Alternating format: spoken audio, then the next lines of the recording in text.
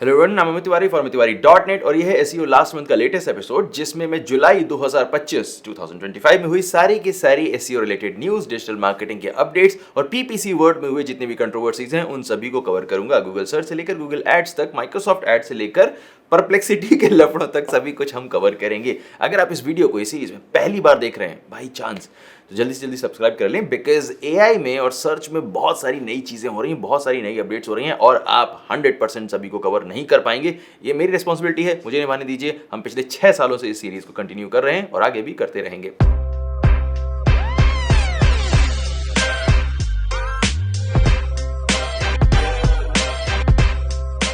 जुलाई महीने की पहली खबर आती है क्लाउडफ्लेयर की तरफ से। यस, आई थिंक ऐसा पहली बार हो रहा है कि हम एसईओ लास्ट मंथ को ओपन कर रहे हैं और गूगल या माइक्रोसॉफ्ट के अलावा कोई और कंपनी है यहाँ पर। क्लाउडफ्लेयर ने एक रिस्पॉन्सिबल कदम उठाते हुए अपने नेटवर्क पर मौजूद सारी वेबसाइट्स को एआई क्रॉलर से बचाने के लिए एक नया प्रोग्राम लॉन्च किया है जो है पे पर क्रॉल। यानी कि अगर क्लाउडफ्लेयर के नेटवर्क पर कोई भी ऐसी वेबसाइट है जिसको किसी भी टाइप का एआई क्रॉलर विजिट करने की कोशिश करता है तो उसे वेबसाइट बाय डिफॉल्ट रिजेक्ट कर देगी और वेबसाइट ओनर अगर चाहे तो वो अपनी वेबसाइट को एआई क्रॉलर्स के द्वारा क्रॉल करने के लिए एक पेमेंट सिस्टम को इनेबल कर सकते हैं।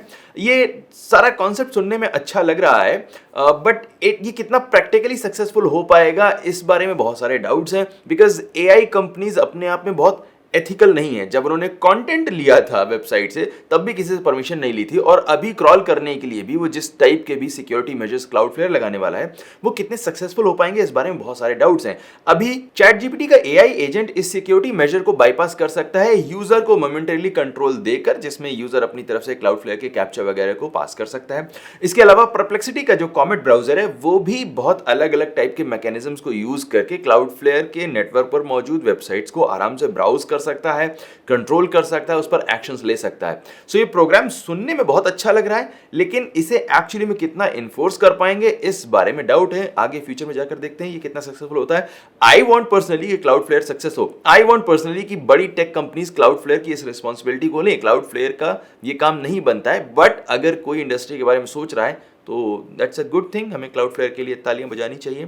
आते हैं अगली खबर पर जो है गूगल एड्स की तरफ से। गूगल एड्स में मैसेज एसेट के अंदर आने वाले जो फोन नंबर्स होते हैं उनको अब से वेरीफाई करना पड़ेगा। गूगल ने ये कंडीशन पुट की है कि अगर 1 अगस्त से कोई भी ऐसा मैसेज एसेट है जिसमें आपने जो फोन नंबर यूज किया हुआ है उसे अगर वेरीफाई नहीं कर रखा है तो वो मैसेज एसेट काम नहीं करेगी। I think it's a good security measure and ये बहुत पहले से होना चाहिए था। अभी तक लोगों को गूगल ने अपनी तरफ से एक तरह से फ्री हैंड दे रखा था कि आप जो भी चाहे नंबर वो यूज कर सकते हैं, but now it is going to get verified. It's fine. I mean I think एक तरह से जो गूगल एडवर्टाइजर्स हैं उनके लिए भी ये बेनिफिशियल स्टेप है। हाँ, अगर आप अपनी गूगल एड्स को फ्री हैंड चला रहे हैं, आप गूगल एड्स की तरफ ध्यान नहीं देते हैं, डैशबोर्ड की तरफ भी ध्यान नहीं देते हैं, तो प्लीज जाकर चेक करिए कहीं ऐसा ना हो कि आपकी भी किसी एड में कोई मैसेज एसेट यूज हो रहा हो और वो अभी विजिबल नहीं हो रहा होगा, आपका नुकसान हो रहा होगा। जाकर एक बार चेक करें, उसे इनेबल करते हैं। अभी 5 तारीख हो रही है, 1 तारीख से ये चीजें इन्फोर्स की जा चुकी हैं ऑलरेडी। अगली खबर आती है 2 जुलाई की, अगेन गूगल एड्स से। गूगल एड्स ने अपने एआई मैक्स सर्च टाइप को रिपोर्टिंग में ऐड कर दिया है। तो अगर आप गूगल एड्स के रिपोर्टिंग सेक्शन में जाते हैं और यहाँ पर जो ये कॉलम्स होते हैं, इन कॉलम्स पर अगर क्लिक करेंगे तो आपको एआई मैक्स नाम का ऑप्शन भी दिखाई देगा, जिससे आप एआई मैक्स एड्स के इंपैक्ट को अच्छे तरीके से मेजर कर सकते हैं, उसकी प्रॉपर रिपोर्टिंग कर सकते हैं। एआई मैक्स एड टाइप को मई में गूगल ने लॉन्च किया था और ये की बहुत ही स्पेसिफिक टाइप के एड कैंपेन है जिसमें गूगल बहुत सारा कंट्रोल अपने पास रखता है। ऑल्दो परफॉर्मेंस मैक्स और नॉर्मल सर्च कैंपेन के बीच में आते हैं, जहां पर आपको परफॉर्मेंस मैक्स से ज्यादा कंट्रोल मिलता है लेकिन नॉर्मल सर्च कैंपेन से कम कंट्रोल मिलता है। आप इसे मिक्स एंड मैच कर सकते हैं। बहुत ही यूनिक टाइप का एक सर्च कैंपेन है और इसके बारे में हमने ऑलरेडी एक वीडियो किया हुआ है, आप जाकर इस वीडियो को देख सकते हैं। लिंक आपको टॉप राइट कॉर्नर में दिखाई दे रहा होगा और बॉटम डिस्क्रिप्शन में भी मिलेगा। इसके बाद अगली खबर भी गूगल एड्स से ही है। 7 जुलाई को गूगल एड्स ने गूगल कीवर्ड प्लानर में एक मेजर अपडेट को लॉन्च किया। गूगल कीवर्ड प्लानर के 2 हिस्से होते हैं, एक जहां पर आप अलग अलग कीवर्ड्स को एक्सट्रैक्ट कर सकते हैं, फाइंड आउट करते हैं, और दूसरा होता है जहां पर आप अपने कीवर्ड्स के लिए फोरकास्ट को देख सकते हैं। ये अपडेट इस फोरकास्ट वाले सेक्शन में की गई है जहां पर आप डेटा को अलग अलग डिवाइसेस या फिर यूजर की लोकेशन के बेस पर फिल्टर कर सकते हैं। यानी कि अब आप देख सकते हैं कि जो आपको फोरकास्ट दिखाई दे रही है वो स्मार्टफोन, टैबलेट या फिर डेस्कटॉप कहां से आने वाले हैं। उसके अलावा यूजर की सिटी या फिर स्टेट या फिर अलग अलग पिन कोड के बेस पर भी आप डेटा को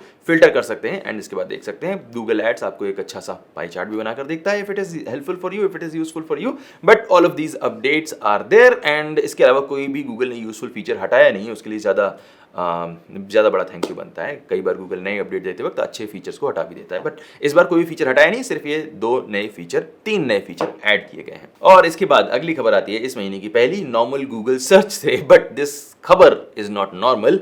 8 जुलाई को गूगल ने एआई मोड को इंडिया में पब्लिकली सभी के लिए, इवन जो यूजर लॉक्ड आउट हैं उनके लिए भी इनेबल कर दिया है। यानी कि अब अगर कोई इनकॉग्निटो मोड से भी सर्च कर रहा है, अगर किसी ने गूगल के अपने क्रोम ब्राउजर में या अपने गूगल अकाउंट में गूगल सर्च को करते हुए किसी भी तरह के अकाउंट में लॉगिन नहीं किया है, तो भी उसे एआई मोड दिखाई देगा। एंड गूगल इस तरह के बड़े बड़े बैनर, इनवाइटिंग से कलरफुल एनिमेटेड बैनर सबको दिखाने ऑलरेडी शुरू कर ही दिए हैं। तो आप देख सकते हैं कि आपकी वेबसाइट का जो ट्रैफिक है वो कम होगा, सभी तरह की वेबसाइट के लिए ट्रैफिक कम होगा। अभी तक हिस्टोरिकली हमेशा ऐसा होता था कि आपके इंप्रेशन और जो क्लिक्स होते थे उनका जो ग्राफ है, जो उसका लुक है, वो ऑलमोस्ट सिमिलर होता था। अगर इंप्रेशन ऊपर जा रहे हैं तो क्लिक्स भी ऊपर जाएंगे, अगर इंप्रेशन नीचे आ रहे हैं तो क्लिक्स भी नीचे आएंगे। इस तरह से कुछ सीन दिखाई देता था। लेकिन अभी जो इन दोनों के बीच का रिलेशन है, वो जो गैप है वो बढ़ता जा रहा है। इंप्रेशन आपके हो सकता है सेम रहें या फिर बढ़ते रहें, लेकिन क्लिक्स आपके सर्टेनली कम होंगे। इसे हम डीकपलिंग बोल रहे हैं। इस डीकपलिंग का वेबसाइट्स के ऊपर कितना इंपैक्ट होगा यह भी कुछ महीनों के बाद क्लियर होगा, बट इंपैक्ट होगा।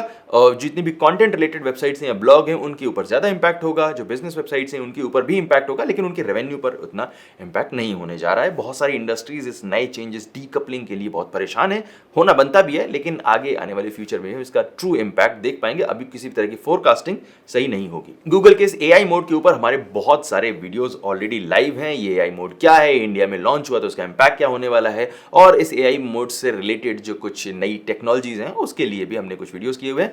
इसका जो लिंक है वो आपको टॉप राइट कॉर्नर में दिखाई दे रहा होगा। Please watch it, please keep yourself updated, otherwise आप ही आउटडेटेड रह जाएंगे। गूगल तो अपने आप को अपडेट कर ही रहा है। अगली खबर आती है गूगल एड से। 8 जुलाई को गूगल एड्स ने गूगल एड एडिटर का 2.1 वर्जन ड्रॉप किया है। गूगल एड्स एडिटर ये एक ऑफलाइन एडिटर है जिसको यूज करके आप गूगल एड्स कैंपेन में कोई भी चेंज कर सकते हैं, और after making all of these changes आप आराम से एक बार में पब्लिश कर सकते हैं।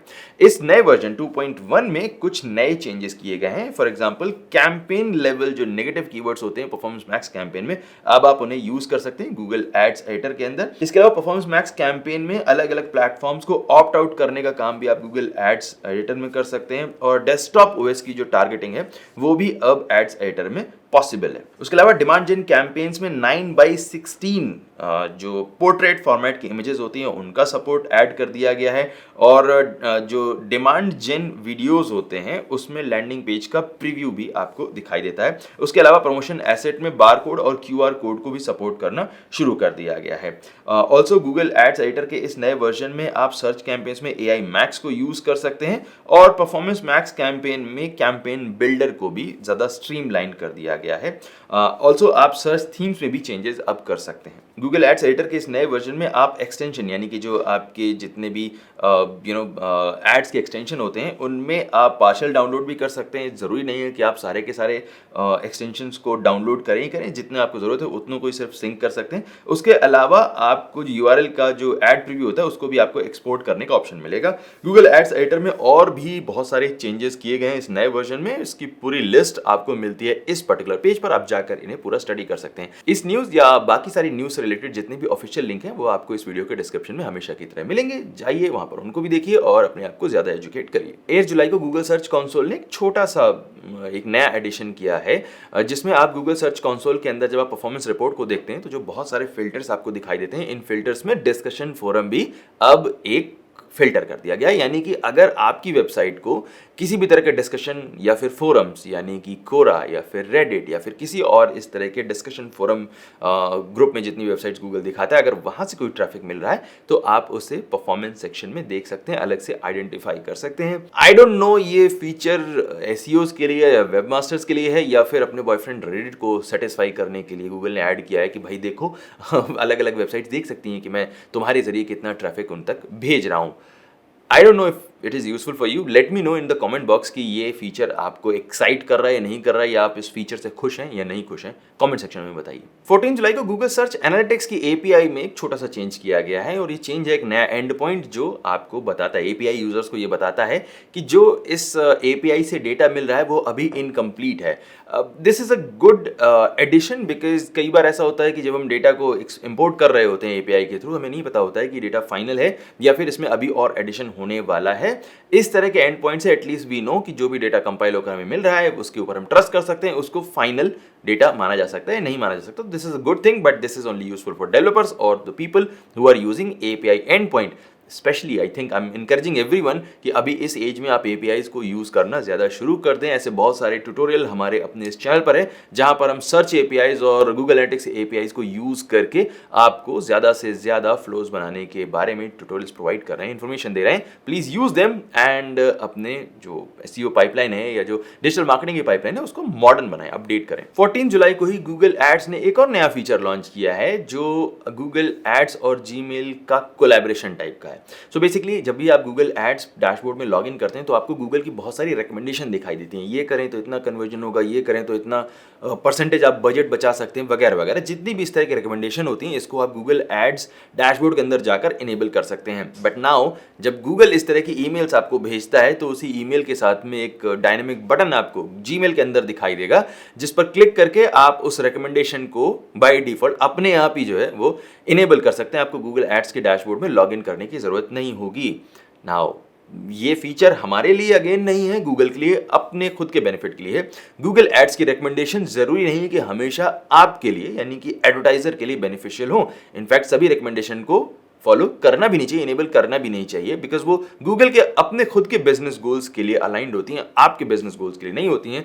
सो ये फीचर आप यूज ना ही करें तो बहुत अच्छा है। और अपने जो भी क्लाइंट्स हैं या जितने भी आपके ऑर्गेनाइजेशन में एडवर्टाइजर्स हैं या जो जितने भी पीपीसी एग्जीक्यूटिव्स हैं उन सभी को बताएं कि इस बटन पर गलती से भी क्लिक मत कर देना, अदरवाइज ये रिकमेंडेशन अपने आप ही इनेबल हो जाएगी। ईमेल ओपन करते वक्त आपने गलती से कर दिया। आई थिंक ये बनाया ही इसीलिए गया है ताकि लोग गलती से करें और उनके जो रिकमेंडेशन है वो ज्यादा से ज्यादा फॉलो हो सकें और गूगल अपनी अगली जो रिपोर्ट होती है उसमें दिखा सकें कि देखो गूगल के अपने रिकमेंडेशन को कितने सारे लोग अडॉप्ट कर रहे हैं, ये बाय मिस्टेक क्लिक्स के ऊपर रिलाई कर रहे हैं। आपको सावधान रहना होगा, सावधान रहें, सतर्क रहें, गूगल एड्स के रिकमेंडेशन से बच कर रहे हैं। अगली खबर आती है 16 जुलाई की गूगल सर्च कंसोल से। गूगल सर्च कंसोल ने 24 आवर्स वाला जो डेटा अभी कुछ महीनों पहले लॉन्च किया था, इस 24 आवर्स वाले डेटा को भी पिछले 24 आवर्स या फिर पिछले साल के 24 आवर्स के साथ में कंपेयर करने का फीचर गूगल सर्च कंसोल में लॉन्च कर दिया गया है। It's a good thing for some people. I think जो हाई वॉल्यूम वाली वेबसाइट है जहां पर ट्रैफिक पर डे कई लाख में आता है उनके यूजफुल है, लेकिन जो छोटी वेबसाइट्स हैं जिन पर ट्रैफिक अभी कुछ हज़ार का ही होता है पर डे, वो इसके ऊपर इतना ज़्यादा रिलाई ना करें। बिकॉज 24 आवर के अंदर जितना भी गूगल डेटा कलेक्ट करके दे रहा है वो एक रिप्रेजेंटेशन हो सकता है, एग्जैक्ट फिगर नहीं हो सकता है। तो जो वेबसाइट्स लाखों की तादाद में ट्रैफिक उठा रही हैं उनके लिए थोड़ा बहुत 100,000 का अगर ट्रैफिक ऊपर नीचे होता है तो उनको कोई खास फर्क नहीं पड़ेगा, उनके लिए ट्रेंड का काम करेगा सिर्फ। लेकिन छोटी वेबसाइट्स के लिए थोड़ा सा आपके दिल को तोड़ भी सकता है या फिर आपको जरूरत से ज़्यादा खुश कर सकता है, तो थोड़ा सावधानी से यूज़ करें। बट इट्स अ फीचर सामने है आपके, आप इसे यूज़ कर सकते हैं। कुछ स्पेसिफिक केसेस में it can be really useful too. 16 जुलाई की दूसरी खबर जो कि गूगल सर्च से है आती है गूगल के एआई मोड से। गूगल ने एआई मोड में 2.5 प्रो जो उनका जेमिनी का 2.5 प्रो है उसको इनेबल कर दिया है। सो आप जो रीजनिंग, मैथ स्किल्स वगैरह वाली चीजें हैं उनको आप एआई मोड के अंदर ही सेलेक्ट कर सकते हैं। Basically Google is trying to fit Gemini somehow in our memory, because सब कुछ करने के बाद भी लोग चैट जीपीटी पर घूम फिर कर वापस चले ही जाते हैं। जेमिनी को लोग अडॉप्ट नहीं कर रहे हैं, यूज नहीं कर रहे। In fact whenever we are building any tool we are relying more on ChatGPT. अगर हमें एकदम श्योर शॉट गारंटीड आंसर चाहिए और अगर हमें थोड़ी सी कॉस्ट बचानी है तो हम डीप सी की तरफ चले जाते हैं। बट जेमिनी उतना कंसिस्टेंट रिजल्ट नहीं देता है, इसीलिए गूगल इस तरह के सारे टोटके अपना रहा है जहां पर जेमिनी 2.5 प्रो को आप एआई मोड के अंदर यूज करें और हैबिचुअल हो जाएं सम। इसके अलावा गूगल ने यूएस में एजेंटिक लोकल कॉलिंग का फीचर भी लाइव किया है, यानी कि अगर आपको किसी लोकल बिजनेस से कोई इन्फॉर्मेशन चाहिए, लाइक फला प्रोडक्ट उनके पास है नहीं है या फिर उनके पास अभी अपॉइंटमेंट्स अवेलेबल हैं या नहीं है, तो इस तरह की सारी इन्फॉर्मेशन जो आपको चाहिए वो आप गूगल सर्च से पूछें और इसके बाद गूगल सर्च अपनी तरफ से ऑटोमेटिक एआई कॉल करेगा लोकल बिजनेस को, वहां से सारी इन्फॉर्मेशन लेकर और उसके बाद आपको प्रोवाइड कर देगा। नाउ इस फीचर की कितनी नीड है I don't know again, but ये गूगल सर्च इस टाइम पे वो फीचर नहीं लॉन्च कर रहा है जिसकी जरूरत आपको है, जिसकी जरूरत बिजनेस ओनर को है। ये सारे फीचर वो लॉन्च कर रहा है जिसके जरिए वो शो ऑफ कर सके कि देखो हम एआई से ये भी कर रहे हैं, एआई से वो भी कर रहे हैं। अदरवाइज नॉर्मल लोग लोकल बिजनेस से कांटेक्ट करके बात करके ये सारी इंफॉर्मेशन निकाल सकते हैं। लाइक एक लोकल कस्टमर को लोकल बिजनेस से बात करने के लिए घूम फिर कर एआई एजेंट की जरूरत क्यों होगी? 2 मिनट का काम है, खुद से आराम से हो सकता है। बट ओके, फीचर है, आपको पता लग गया है। मे बी कभी अगर आप इंडिया में से लॉन्च करता है गूगल, तो हम देख सकते हैं कि कितनी सारी कॉल्स एआई एजेंट से आती हैं और लोग उसे कितना फिल्टर करते हैं। हमारे तो ट्रू कॉलर भी होता है, पहले से पता लग जाएगा कि गूगल से नंबर आ रहा है, हो सकता है लोकल बिजनेस उठाए ना, हो सकता है लोग अपनी तरफ से रिप्लाई ना करें, but will see that in future. अगली खबर 17 जुलाई से गूगल की तरफ से गूगल सर्च की जो अपडेट, कोर अपडेट चालू हुई थी, जुलाई शुरू होने से ठीक एक दिन पहले उसका रोल आउट 17 जुलाई को कंप्लीट हुआ है। इसका इम्पैक्ट कुछ ऐसी वेबसाइट्स के ऊपर जरूर पड़ा था जिनको गूगल ने प्रीवियस कोर अपडेट्स में पनिश किया था, उनका ट्रैफिक डाउन किया था, उनको ट्रैफिक में थोड़ा बहुत अप मिला। बट जैसा कि मैंने अपडेट के रोल आउट स्टार्ट होने के टाइम वाले वीडियो में बोला था